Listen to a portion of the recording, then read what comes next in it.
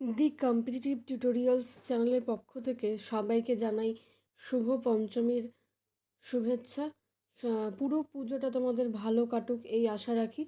আজকে যে প্রশ্নটা নিয়ে আলোচনা করব সেটা হচ্ছে পিএসসি ক্লার্কশিপ প্রিলিমিনারিতে আসা একটা প্রশ্ন, 2019-এ এসেছিল। ঠিক আছে, এই ধরনের প্রশ্ন কিন্তু আপকামিং যে কোনো পরীক্ষার জন্যই গুরুত্বপূর্ণ।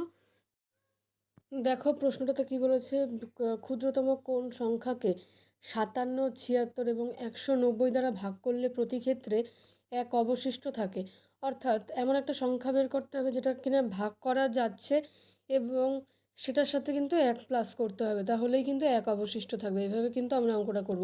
তো এটা কিভাবে বের করতে হবে, সেই সংখ্যাটা বের করার জন্য এখানে 57, 76 আর হচ্ছে 190 এর কিন্তু এলসিএম অর্থাৎ লসাগু বের করতে হবে। ঠিক আছে, তো সেইটা তোমরা নিজেরা বের করে নেবে। এটার কিন্তু অ্যান্সার হয়ে যাবে 1140। ঠিক আছে, তো তার সাথে আমরা এক যোগ করে দেবো, অর্থাৎ 1141।